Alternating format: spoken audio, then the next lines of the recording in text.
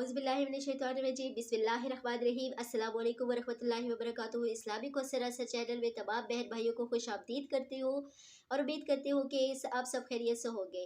آج جو ویڈیو آپ کے سامنے لے کر آئے ہیں وہ ہے کہ ٹینشن کو دور کرنے کے 2 طریقے۔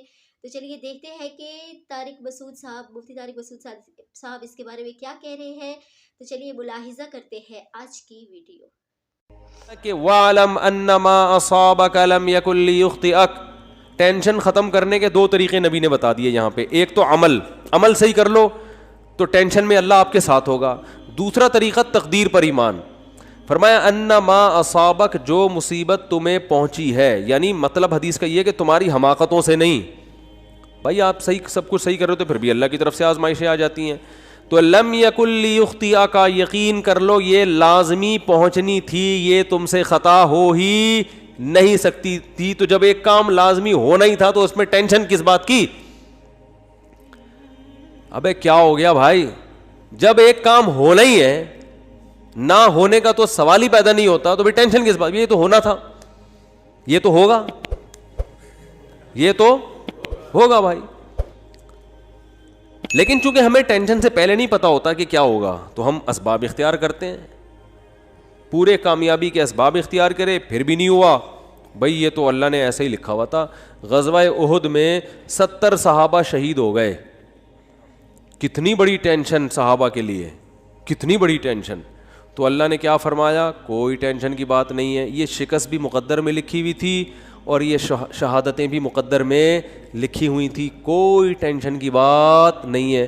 رہا یہ مسئلہ کہ تم سے غلطی ہوئی تھی، مشورے پر عمل نہیں ہوا، نبی کا حکم تم سے ٹوٹ گیا، تو اس کی وجہ سے یہ ٹینشن پہنچی ہے، تو اس سے تم نے چونکہ توبہ کر لی ہے تو وہ والی ٹینشن بھی کیا ہو گئی؟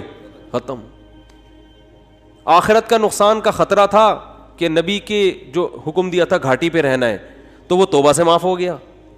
باقی رہا یہ شکست، کوئی مسئلہ نہیں ہے۔ وَيَتَّخِذَ مِنْكُمْ شُهَدَاءَ، اس میں مثبت چیزیں سوچو کہ اللہ چاہتا تھا تم میں بہت سے لوگوں کو شہادت کا مرتبہ دینا، تو اللہ نے ان کو جلدی آزمائشوں سے نکال کے جنت میں پہنچا دیا، اور کیا چاہیے۔ ایک انگریز نے اس آیت کے تحت لکھا ہے کہ محمد، وہ تو درود شریف نہیں لکھتے نا، اس نے تو محمد غلط استعمال کیا، میں صلی اللہ علیہ وسلم، اس نے کہا محمد کے جو فرینڈ تھے نا، اس قسم کی چیزوں نے ان کو موٹیویٹ کیا تھا جس سے انہوں نے پوری دنیا پہ حکومت کی ہے، کہ شکست کھا کے بھی کیا کر رہے ہیں، کہہ رہے ہیں یہ تو ہونا ہی تھا، لہذا اس سے ٹینشن لینے کی بات نہیں ہے، اور یہ شہادتوں میں بھی خیر ہے تمہاری، آگے بڑھو، مایوسی ہے ہی نہیں۔ ٹھیک ہے نا، ہمارے یہاں پتہ ہی کیا سمجھا کہ مایوسی کفر ہے، اس کا مطلب یہ سمجھا جاتا ہے کہ میں جہاں شادی کرنا چاہتا ہوں وہاں شادی ہو کے رہے گی، کیونکہ مایوسی کیا ہے؟ کفر ہے۔ میں چاہتا ہوں میری 2 لاکھ روپے تنخواہ ہو تو 2 لاکھ ہوگی، کیونکہ مایوسی کفر ہے۔ یہ غلط مطلب ہے، سمجھ رہے ہو؟ ایسا تو پھر بہت سے لوگوں کے ساتھ نہیں ہوتا، پھر اور مایوسی ہوگی، آدمی کہتا ہے یہ تو اور ڈبل گناہ، کفر کا گناہ بھی ہو رہا ہے اور پیسے بھی نہیں مل رہے۔ ہم کہتے ہیں میں صحت بناؤں گا تو صحت بنے گی، کیونکہ مایوسی کفر ہے۔ یہ مطلب نہیں ہے، مطلب یہ ہے کہ اللہ سے یہ امید لگائی جائے کہ جو ہوگا اچھا ہی ہوگا میرے حق میں چاہتا ہوں میرا اچھا روزگار مل جائے، 2 لاکھ تنخواہ نہیں ہو رہی، 1 لاکھ ہے، اسی ایک میں اللہ کیا کرے گا؟ برکت دے گا۔ روزگار نہیں مل رہا، کوئی بات نہیں، اسی میں اللہ کیا کرے گا؟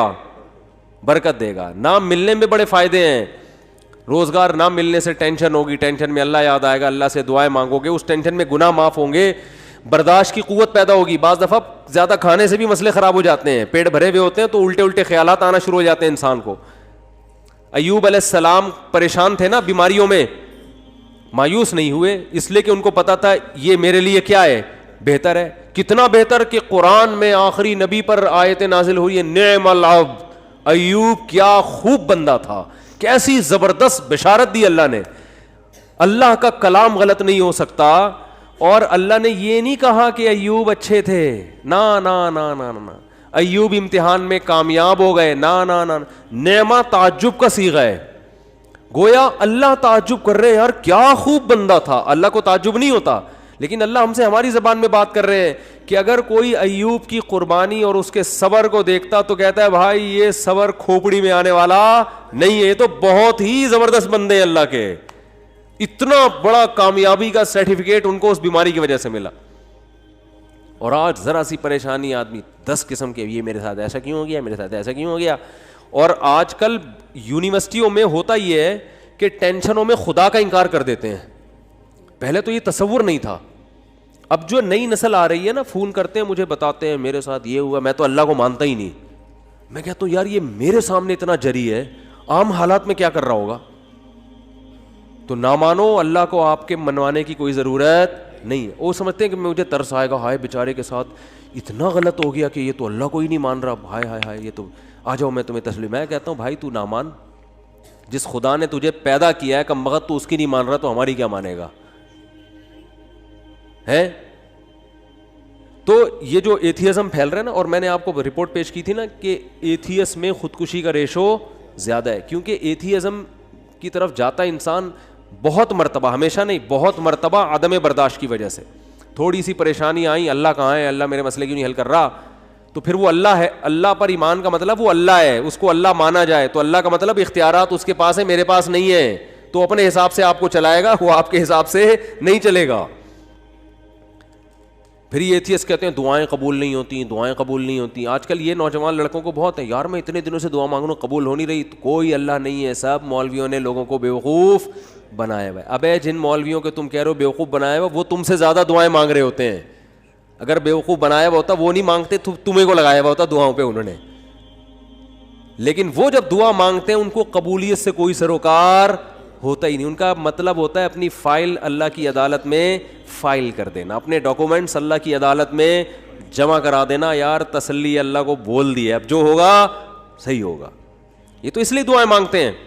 یعقوب علیہ السلام ساری زندگی دعائیں مانگتے رہے, اللہ اولاد ملا دے, اولاد ملا دے, اولاد سے میری ملاقات کرا دے, میرے بچے کو محفوظ فرما لے, ہے نا. دعائیں مانگتے رہے, دعائیں مانگتے رہے. آنسر کیا آیا, دوسرا بچہ بھی گم گیا.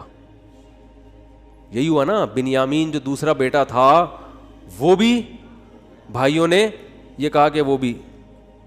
تو اب کیا کہہ رہے ہیں, فصبر جمیل, صبر کروں گا اور صبر میں بھی جمال پیدا کروں گا. جمال کا مطلب خوبصورت صبر ہوگا. علماء کہتے ہیں صبر کی دیر آر 2 types آف صبر. ایک صبر یہ ہوتا ہے کہ آدمی واویلا تو نہیں کرے, نافرمانی تو نہیں کرے, لیکن ٹینشن سے منہ سے اور یوں ہی بنا رہے ہیں, کیا ہے تو نہیں ہو, تو بس منہ سے نکل نہیں رہے الفاظ ہیں کہ ٹھیک ہے صبر کریں گے, کیا کریں, مقدر میں یہی لکھا ہوتا. ایسا ہوتا ہے نا, جیسے آپ بولیں کہ یار ماشاء اللہ آپ کیا گھر میں حالات کیسے, صحیح چل رہے ہیں, بس کیا کریں, دنیا مسافر خانہ ہے, مفتی صاحب سے بیان میں سنا تھا, بس کیا ہے, ٹھیک ہے اللہ ہے بھائی, ٹھیک ہے, جب اس کا حکم ہوگا تو سن لے گا ہماری بھی دعا. اس کو کیا کہتے ہیں, اونلی صبر. اس کو کیا کہتے ہیں, اونلی صبر. چلو گناہ نہیں کر رہا کم بخت, اللہ کا انکار نہیں کر رہا, کوئی حرام کام نہیں کر رہا. اور ایک ہوتا ہے صبر جمیل, ایسا صبر کے ہٹو بچو ہو جائے جیسے ایوب علیہ السلام نے کیا.